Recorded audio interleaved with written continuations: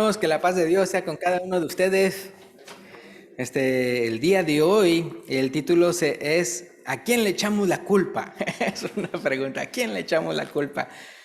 No, hermano, no es para que anden apuntando ahí a que está a su lado, sino que acuérdense que ahorita nos encontramos leyendo Job, ¿se acuerdan? Entonces, la semana pasada era de Job 2 a Job 24. Y entonces en esta semana vamos a ver el resto de Job, o sea, me refiero comenzando el día de hoy, en toda esta semana terminaríamos Job y comenzaríamos con ya Salmos 5. Pero entonces vamos rápidamente a ver, ¿se acuerdan? La vez pasada vimos acerca de Job capítulo 1. Entonces fíjense, Job 1:1, hablando de Job, que dice, hubo en tierra de Uz un varón llamado Job, y era este hombre perfecto y recto, temeroso de Dios y apartado del mal. Entonces aquí queda bien claro de cómo era él, y acuérdense que en 2 ocasiones después Dios mismo menciona estas características de Job.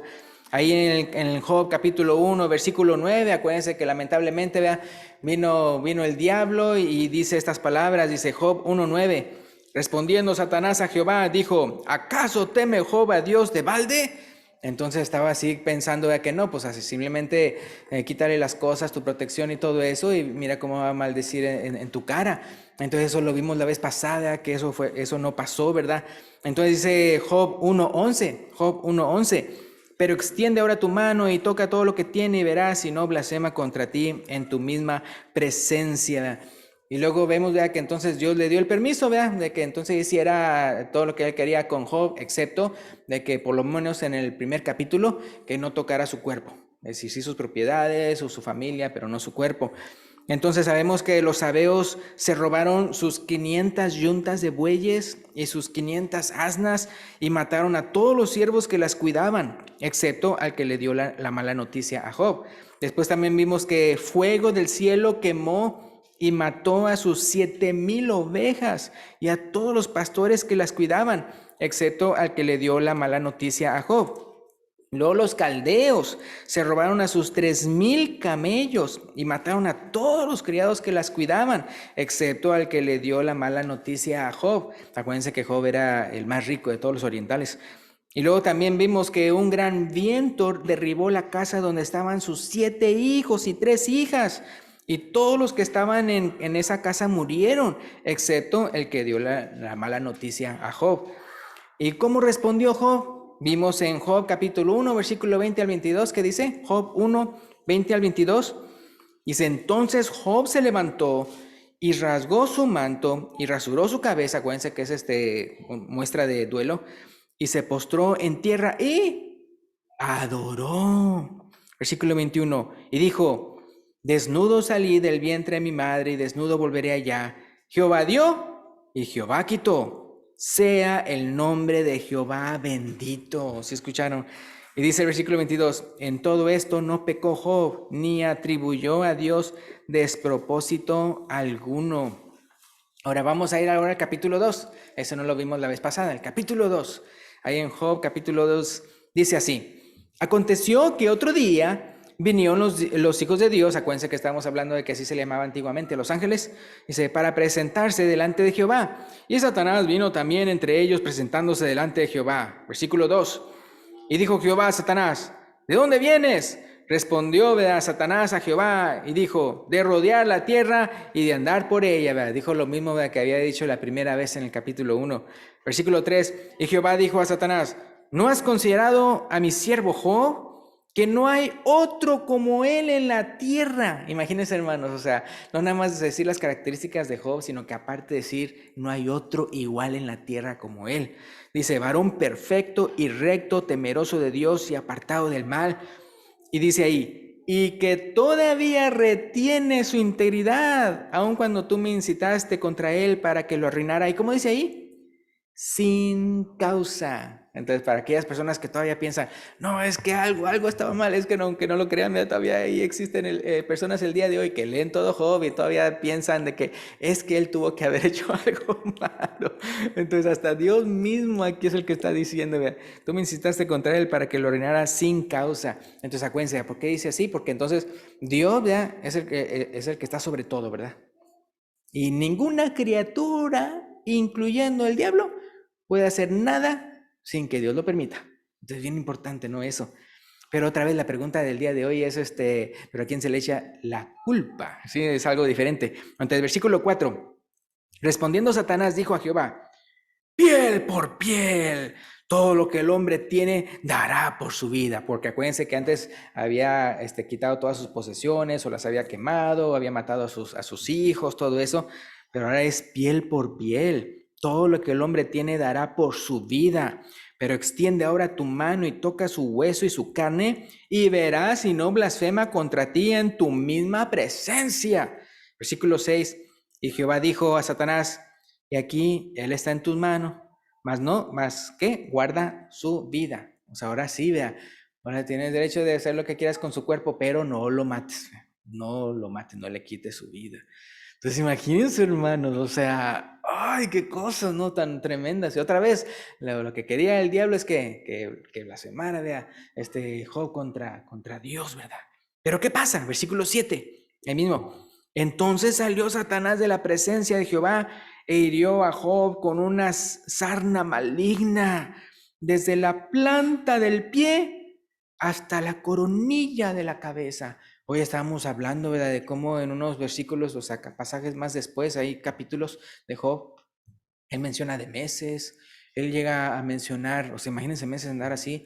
Otro menciona que dice que está hendido su piel, que en otras partes se menciona de huesos, creo que eso no lo leímos hoy, pero también menciona de gusanos. Por eso hay unas personas que llegan a decir, tal vez haya sido como una lepra o algo, o sea, algo horrible, imagínense, y de la punta a punta. Entonces, wow, o sea, algo tremendo.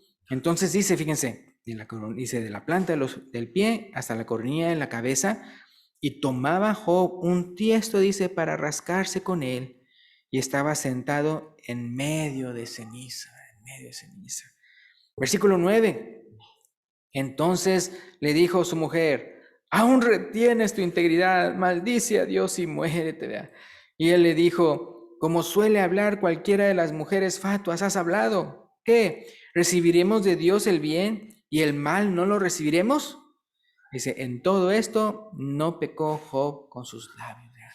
Entonces, ahora acuérdense que unos decíamos, ay, pues, o sea, habrá sabido Job, ¿verdad?, que realmente pues no había sido Dios, sino que había sido el diablo y todo eso. Y pues obviamente sí, ¿por qué? Porque él escribió el libro de Job. Entonces él realmente sabe, pero otra vez, ya, vemos, o sea, que Dios, ya, cuando él permite que pasen cosas, él tiene un propósito. Y acuérdense que siempre él tiene buenas intenciones. Dios siempre tiene buenas intenciones. Eso sí, cuando deja entonces al diablo hacer algo, el malo, el malo, el maligno, el diablo, el enemigo, Satanás, él siempre hace cosas con malas intenciones, ¿verdad? Él siempre con malas intenciones. Dios le permite, ¿verdad?, que pasen cosas, pero con buenas intenciones, pero el maligno siempre con malas intenciones, ¿verdad? Pero uno puede ver aquí como dice, en todo esto no pecó Job con sus labios. Y luego el versículo 11, continuando ahí, en el capítulo 2, versículo 11. Dice, y tres amigos de Job, Elifaz temanita, Bildad suita y Sofar naamatita, luego oyeron todo este mal que le había sobrevenido. Vinieron cada uno de su lugar, porque habían convenido, esos tres, en venir juntos para condolerse de él y para consolarse, o sea, venir juntos al mismo tiempo. Versículo 12. Entonces, ahora, ¿para qué dice? Para condolerse de él y para consolarle. Ahora, lamentablemente ustedes saben cómo después en la historia de Job podemos ver que ellos lo que están haciendo es culpándolo a él, ¿verdad? Algo hiciste, ¿verdad? Eres malo, no eres limpio, ¿verdad? Algo hiciste, ¿verdad?, por eso. Y Job, obviamente él se defiende, ¿no? Entonces dice el versículo 12, los cuales, esos tres amigos, ¿cómo se llamaban los tres amigos? Elifaz, Bildad y Sofar, ¿verdad? Versículo 12, los cuales alzando los ojos desde lejos, que dice ahí, no lo conocieron. Imagínense, o sea, qué tan mal estaba que ni lo conocieron. Y lloraron a gritos, y cada uno de ellos rasgó su manto, y los tres esparcieron polvo sobre sus cabezas hacia el cielo, ¿verdad? También por ese duelo. Versículo 13, así se sentaron con él en tierra por 7 días y 7 noches, y ninguno le hablaba palabra, porque veían que su dolor era muy grande. Y ya después de esto, ustedes saben, ya como le decíamos, hablan entre sí todo eso, y lamentablemente lo que están haciendo es, en otras palabras, culpando, ¿verdad? A Job, ¿verdad? Y a sus hijos, ya pecaron, hubo algo malo que hicieron, y por eso Dios les dice eso. Entonces acuérdense que en el caso de nosotros, ¿verdad? Pues no debemos ser así, ¿verdad? En el caso de como los amigos de Job, no debemos ser así. No debemos andar pensando, como dijo Jesús, ¿verdad? No juzguéis según las apariencias, sino juzgad con justo juicio. Así dice. Ahora, continuando, entonces la pregunta es, ¿a quién le echamos la culpa? Si se fijan, otra vez, Job 1:1 dice, hubo en tierra de Uz un varón llamado Job, y este hombre era perfecto y recto, temeroso de Dios y apartado del mal. Y entonces, fíjense lo que dice Job 1, la segunda parte del versículo 21, y continuando el versículo 22, porque se acuerdan que dice, vea, y Job no pecó, se acuerdan en el capítulo 22 al final. Entonces, algo muy interesante aquí en Job 1, 21, la segunda parte y versículo 22 dice, ¿qué fue lo que respondió Job? Jehová dio y Jehová quitó, sea el nombre de Jehová bendito. Y luego dice, en todo esto no pecó Job, ni atribuyó a Dios despropósito alguno. Es decir, que él sabía que Dios tenía un propósito con eso, es lo que significa. Ahora, fíjense que entonces otra versión, por ejemplo, la nueva versión internacional, ese mismo versículo, es decir, el 22, dice, a pesar de todo esto, Job no pecó ni le echó la culpa a Dios.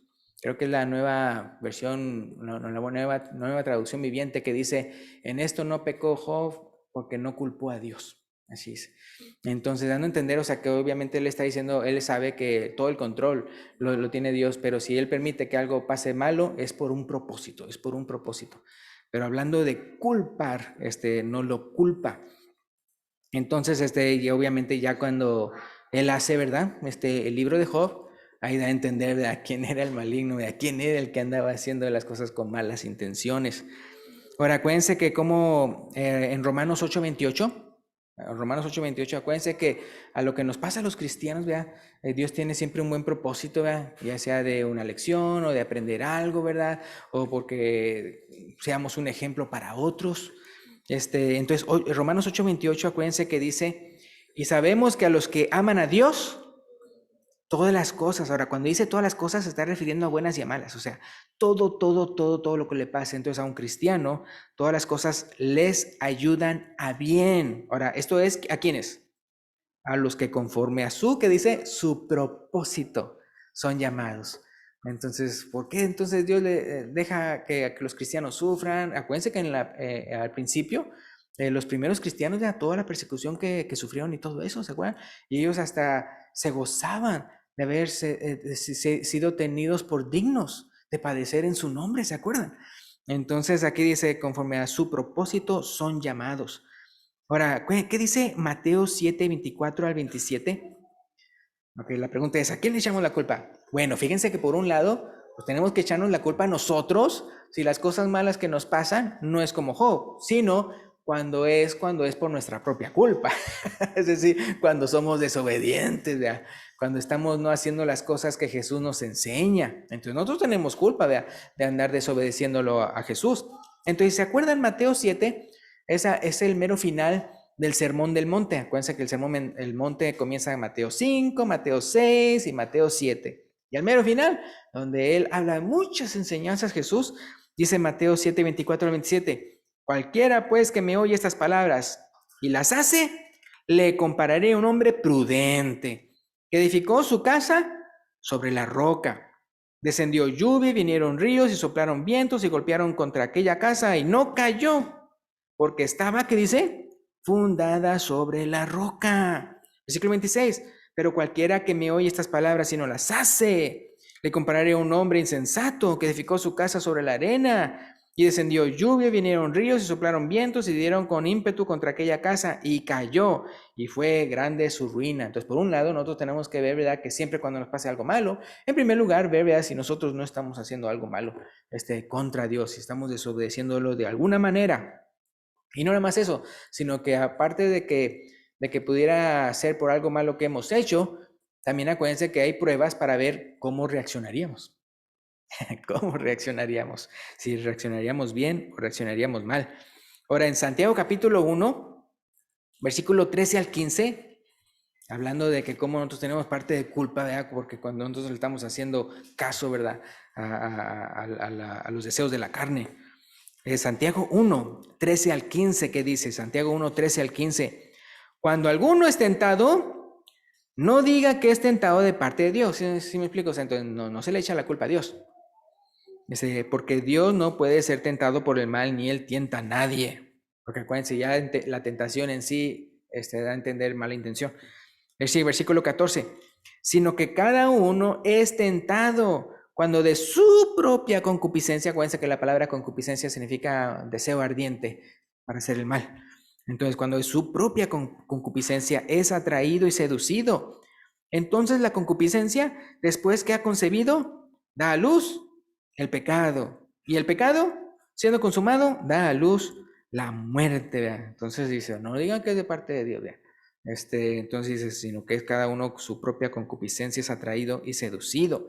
Entonces, no culpa nunca a Dios. Ahora, Juan 8:44, Juan 8:44.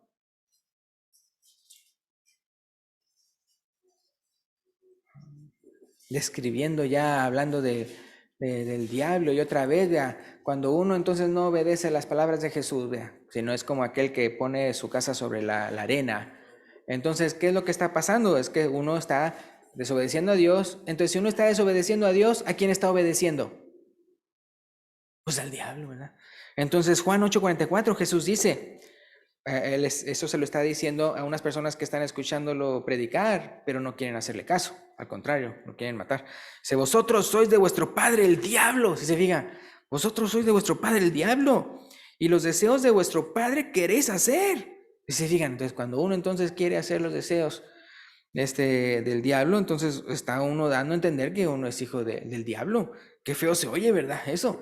Pero aquí mismo él les dice, vosotros sois de vuestro padre el diablo. ¿Por qué? ¿Por qué? Pues porque los deseos de vuestro padre queréis hacer. Y luego ya describiendo al diablo que dice, él ha sido homicida desde el principio y no ha permanecido en la verdad, porque no hay verdad en él. Cuando habla mentira, de suyo habla, porque es mentiroso. Dice, y padre de mentira, ¿verdad? Entonces uno puede ver ahí, entonces por un lado está nuestra culpa de andarle haciendo caso al diablo, en vez de andarle haciendo caso a Dios, y por otro lado entonces vemos que el diablo, ¿verdad? Es el que entonces es el que uno tiene que culpar en el sentido de dónde viene la tentación o lo malo. Entonces Efesios 6:11, obviamente que entonces, porque como está él como león rugiente buscando a quien devorar, ¿qué es lo que uno debe de hacer como cristiano? Efesios 6:11 dice, vestíos de toda la armadura de Dios. ¿Y luego para qué? Dice, para que podáis estar firmes contra las acechanzas del diablo, ¿verdad? Estoy bien claro. Entonces, si a alguien se le culpa por esas cosas malas, es al diablo. Y entonces, pero uno tiene que entonces estar bien firme, ¿verdad? Ahora, fíjense, Mateo 13:27 y la parte primera del versículo 28, es donde está la parábola, ¿se acuerdan del trigo y la cizaña? Entonces, fíjense cómo otra vez, ¿a quién se le culpa por la cizaña? Entonces dice Mateo 13:27 y la primera parte del versículo 28. Dice así, vinieron entonces los siervos del padre de familia y le dijeron, Señor, ¿no sembraste buena semilla en tu campo? ¿De dónde pues tiene cizaña? Y el versículo 28 él les contesta, él les dijo, un enemigo ha hecho esto, ¿verdad? Entonces, importante. Ahora, ¿qué dice Lucas 22:31 y 32? Lucas 22:31 y 32. Porque a veces uno piensa, bueno, lo de la historia de Job, pues ya fue hace miles de años, ¿verdad? Y ya algo del Antiguo Testamento, ¿verdad? O de la era patriarcal, o lo que sea. Pero fíjense lo que dice Jesús, o sea, aquí nos revela, en Lucas 22:31 y 32. Aquí es donde ya mero va a ir a la cruz Jesús, ¿verdad? Y ya le advierte, ¿verdad? A Pedro, ¿verdad? De lo que está pasando ya en el mundo espiritual. Dice Lucas 22:31 y 32. Dijo también el Señor, Simón, Simón, acuérdense que es Pedro, ¿verdad? Simón, Simón, he aquí, Satanás os ha pedido para zarandearos como a trigo, pero yo he rogado por ti que tu fe no falte. Y tú, una vez vuelto, confirma a tus hermanos. ¿Verdad? ¿Se acuerdan que Job decía, yo sé que mi Redentor vive? ¿Me acuerdan? Una profecía entonces de Jesús, ¿verdad? Entonces Jesús, hermanos, Él es nuestro único mediador entre Dios y los hombres. Muy importante eso, hermanos. Es por eso que nosotros oramos en el nombre de Cristo Jesús, ¿verdad? Porque Él es el único mediador, no hay otro, no hay otro. Muy importante, pero qué hermoso que le dice, yo he rogado por ti que tu fe no falte y tú una vez vuelto confirma a tus hermanos. Pero ¿cómo le dice allá en el versículo 31? Y aquí Satanás os ha pedido para sanearos como a trigo. Entonces, por lo que iba a suceder. Entonces, ¿a quién se le echa la culpa? ¿Verdad? Al enemigo, ¿verdad? Al diablo, a Satanás. Ahora, ¿qué dice Mateo 4:1? ¿Se acuerdan que cuando despuesito de que Jesús se bautizó, qué fue lo que pasó? Y uno lo puede ver eso en los 4 evangelios. Lo que pasó fue que entonces fue al desierto Jesús, ¿se acuerdan? Entonces yo nada más voy a leer Mateo 4:1. Mateo 4:1. Dice, entonces Jesús fue llevado por el Espíritu, con E mayúscula porque se está refiriendo al Espíritu de Dios. Entonces Jesús fue llevado por el Espíritu al desierto para ser tentado por el diablo. ¿Sí se fijan? Entonces Dios es el que permite, ¿verdad? Eso, obviamente otra vez, con una buena intención, para que él se fortaleciera. Creo que es en Lucas donde se menciona que él fue al desierto lleno del Espíritu Santo. Y luego que saliendo, dice que en el poder del Espíritu. Así dice entonces en Lucas. Pero aquí uno puede ver, o sea, cómo fue llevado, dice, por el Espíritu, ¿sí? El Espíritu Santo obviamente con una buena intención. Pero obviamente entonces el tentador, el que tiene la mala intención, es el diablo para ser tentado por el diablo, ¿verdad? Ahora, 2 Corintios capítulo 12, versículo 7. 2 Corintios capítulo 12, versículo 7. Ahora es interesante aquí ya el apóstol Pablo aplicando sus sufrimientos, o sea, del apóstol Pablo. Como dice 2 Corintios 12, 7. Dice, y para que la grandeza de las revelaciones no me exaltase desmedidamente, me fue dado un aguijón en mi carne. ¿Y cómo lo piensa él que es? Dice, un aguijón en mi carne, un mensajero de Satanás, imagínense, quien me abofeté para que no me enaltezca sobremanera. Pues por un lado, ¿verdad? Él culpaba a quién? Al diablo, ¿verdad? Un mensajero de Satanás para que me abofetee, ¿verdad? Pero él sabía el propósito bueno de Dios, el cual él permitía que eso pasara. ¿Qué era qué? Para que la grandeza de las revelaciones no me exaltase. O al final, ¿qué dice? Para que no me enaltezca sobremanera, ¿verdad? Entonces, para que tuviera todavía los pies sobre la tierra, porque él realmente era increíble todo lo que él podía hacer por la mano, por Dios, ¿verdad? De todos los milagros que llegaba a hacer. Y luego no más los milagros, sino que también visiones de parte de Dios, o cuando él cuenta que fue al tercer cielo, ¿verdad? Que conocía a alguien unos dicen, pues es él hablando en tercera persona. Entonces todo eso, ¿verdad? Entonces, pero para que no se elevaran ahí sus humos, por eso Dios permite que esto está pasando, este mensajero de Satanás que me abofetee, ¿verdad? Ahora, ¿qué dice? Pues después vamos a hablar de lo que dice más después en ese mismo pasaje. Pero, ¿qué dice Primera de Tesalonicenses 2:18? Primera a Tesalonicenses 2:18. Aquí es interesante como Pablo, diciendo a los de Tesalónica, que hubo unas ocasiones cuando él quiso ir para con ellos. Y dice aquí, Primera de Tesalonicenses 2:18. Por lo cual quisimos ir a vosotros, yo, Pablo, ciertamente una y otra vez, pero Satanás nos estorbó. Como dice, pero Satanás nos estorbó, ¿verdad? Ahora, eso es muy diferente a lo que él sabía que en otra ocasión sucedió. ¿Se acuerdan que en otra ocasión, cuando él estaba en su viaje misionero, dice que el Espíritu Santo se los impidió? Pero luego supo por qué. Porque de repente tuvo una visión de un varón macedonio. Y dice, ven, ayúdanos. Entonces, sabemos que era Dios el que nos estaba indicando todo eso. Pero en esta otra ocasión, imagínense que usted está tratando de hacer algo bueno y no hay absolutamente ninguna causa el por qué no pueda usted hacer eso. Y como que parece que algo se lo impide y todo eso. Entonces aquí dice, pero Satanás nos estorbó. Entonces él le echa la culpa al diablo. ¿Se acuerdan que Apocalipsis 2:10? Hablando de sufrimiento también otra vez de cristianos, Apocalipsis 2:10. Dice, no temáis en nada lo que vas a padecer. ¿Y luego qué dice? He aquí el diablo echará a algunos de vosotros en la cárcel. O sea, culpando también al diablo. Y dice, pero entonces, ¿por qué permite Dios que suceda eso? Para que seáis probados, dice. Y tendréis, dice, tribulación por 10 días. Sé fiel hasta la muerte y yo te haré la corona de la vida. Entonces, fíjense, en todos esos pasajes se da a entender, o sea, que como la soberanía de Dios, el por qué permite cosas de ahí siempre con buena intención, pero como siempre acá está el maligno, él queriendo hacer lo malo de ahí, entonces se le echa la culpa al maligno. Ahora, Hechos 10:38 es cuando está predicando aquí una vez el apóstol Pablo, y entonces fíjense cómo dice, cómo Dios ungió con el Espíritu Santo y con poder a Jesús de Nazaret, y cómo anduvo haciendo bienes y sanando a todos los oprimidos por el diablo, porque Dios estaba con él. Ahora quiero checar aquí a ver si lo tengo bien. 10:38. Ah, sí, esto está bien.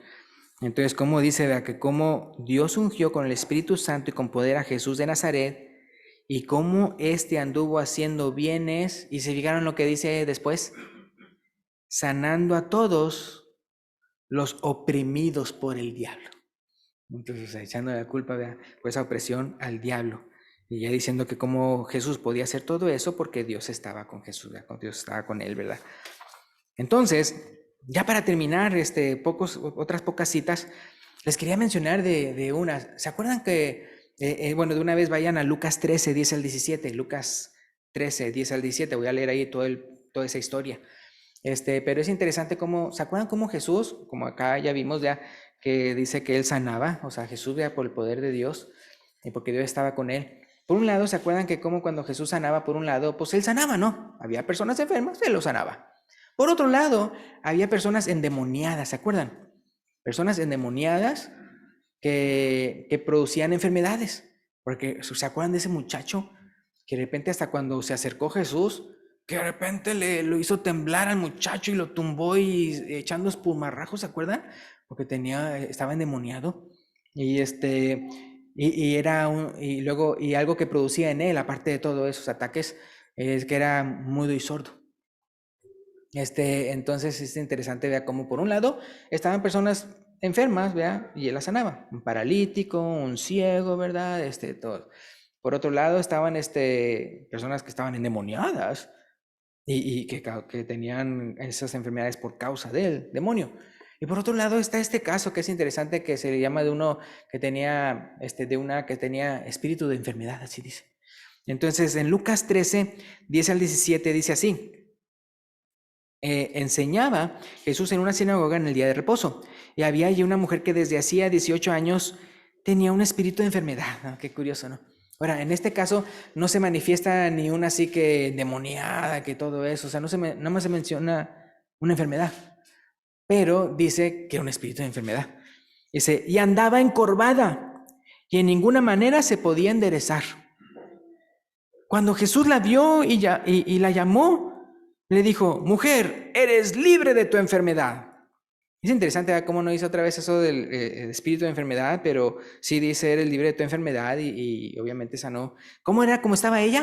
O sea, lo único que manifestaba ella era que estaba encorvada, que tenía un espíritu de enfermedad. No sé por qué cuando estoy diciéndoles esto, como que todo el mundo se está cantando más derechito. y ya, sí, ay, tenía espíritu de enfermedad. Yo no.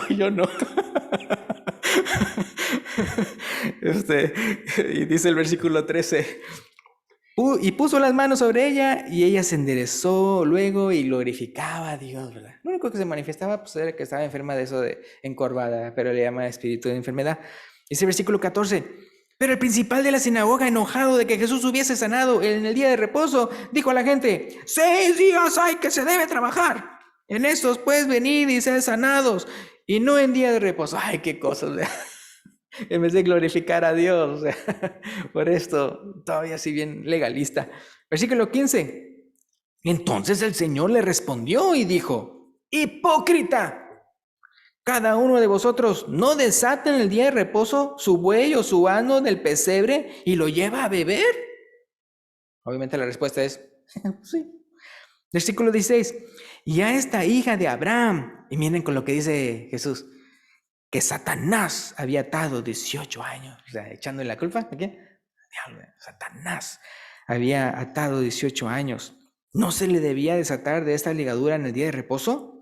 Al decir él estas cosas, se avergonzaban todos sus adversarios. pero todo el pueblo se regocijaba por todas las cosas gloriosas hechas por él, ¿verdad? Ahora, acuérdense que dice, yo sí quiero mencionar Apocalipsis 20:10 porque quiero dar a entender, obviamente, el final del diablo, ¿verdad? O sea, porque estamos echando la culpa al diablo y wow, ¿por qué tantas cosas tan feas y todo eso? Pero sabemos qué pasa al final, ¿verdad? En Apocalipsis 20:10 dice, y el diablo que los engañaba fue lanzado en el lago de fuego y azufre, donde estaban la bestia y el falso profeta, y serán atormentados día y noche por los siglos de los siglos. Pues sabemos, cuando entonces él ya reciba su condena, eso va a pasar. Entonces es bien importante que veamos eso al final. Pero, ¿se acuerdan de ese pasaje donde le estaba diciendo que como el apóstol Pablo, lo que le estaba pasando a él lo atribuía, al diablo, ¿verdad? Entonces vamos a ir al contexto, más que nada para que nosotros tengamos esa misma actitud del apóstol Pablo. Dice 2 Corintios 12, 7 al 10. 2 Corintios 12, 7 al 10. Que dice, y para que la grandeza de las revelaciones no me exaltase desmedidamente, me fue dado un aguijón en mi carne, un mensajero de Satanás que me abofeté, para que no me enaltezca sobremanera. Ahora voy a leer 2 Corintios 12, versículo 8, el que sigue.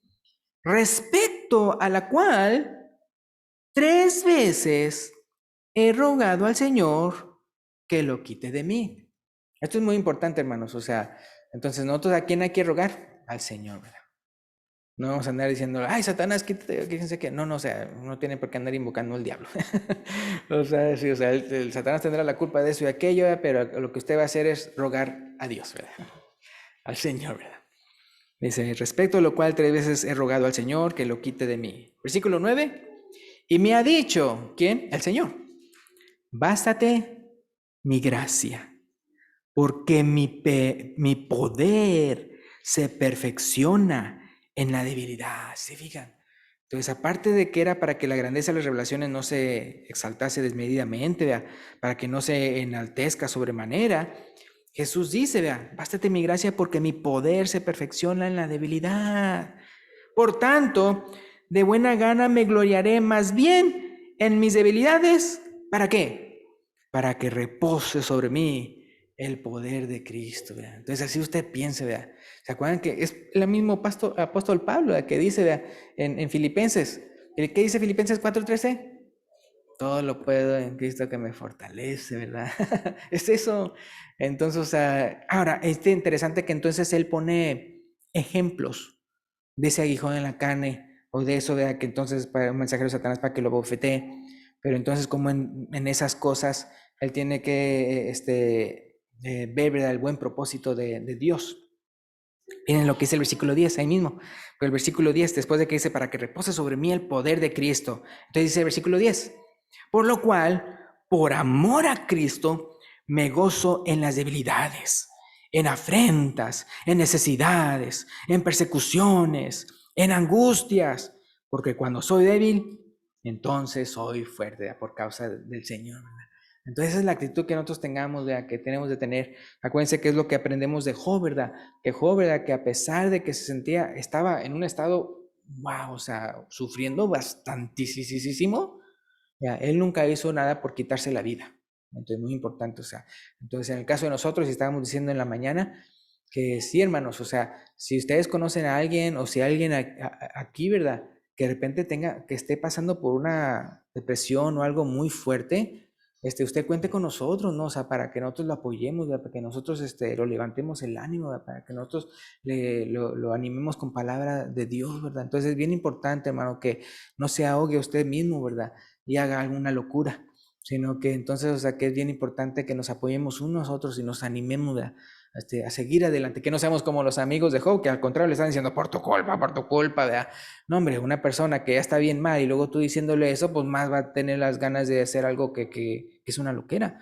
Entonces no vayan a hacer eso, al contrario, vea, no seamos como los amigos de Job, sino que sí apoyemos a nuestros hermanos que se encuentran en alguna debilidad, que se encuentran en una situación mala y angustiante, para que hagan lo correcto. Y ya para terminar, quería mencionar esto por si acaso hay una persona aquí que todavía no ha entregado su vida al Señor. Acuérdense que en Hechos 26:18, una de las ocasiones cuando Pablo está relatando su conversión. Él está diciendo aquí el por qué Dios, por qué el Señor Jesucristo lo escogió a él como apóstol. Entonces, si hay una persona aquí, ¿verdad?, que todavía no ha recibido al Señor, ¿verdad?, como su Señor y Salvador, ¿verdad?, no ha ido a las aguas del bautismo, para perdón de pecados, recibir el don del Espíritu Santo, ¿verdad?, y lo quiere hacer el día de hoy, por favor, hágalo, ¿verdad?, cuando entonces el hermano, ¿verdad?, que traiga el canto de invitación, se lo diga. Pero quería leer esta cita de Hechos 26, versículo 18. Entonces, el propósito por el cual lo escogió como apóstol a Pablo, dice, para que abras sus ojos, o sea, la gente vea que incrédula, para que abra sus ojos, para que se conviertan de las tinieblas a la luz. Y luego, ¿qué dice? De la potestad de Satanás a Dios, para que reciban por la fe que es en mí, dice Jesús, perdón de pecados y herencia entre los santificados. Entonces es muy importante entender, vea, tal vez usted, vea, si usted no es una persona convertida y dice, bueno, pues a mí me va bien, no me pasa nada malo y todo eso, mire, mientras no sea parte de la familia de Dios, como dice aquí, usted está en las tinieblas y usted está bajo la potestad de Satanás. Entonces, por eso es bien importante que en el caso de nosotros veamos, o sea, no importa cómo me pasa en esta vida y todo eso, lo importante es de que uno se convierta para pertenecer ahora a la luz y a Dios. Entonces, como dice Jesús, para que reciban por la fe que es en mí, perdón de pecados y herencia entre los santificados. Y con esto terminamos. Entonces, si hay una persona, ¿verdad?, que ha escuchado este llamado y quiere entonces hacer una decisión el día de hoy de entregar su vida, puede mencionarlo cuando el hermano Julio se lo indique. Gracias y Dios lo bendiga.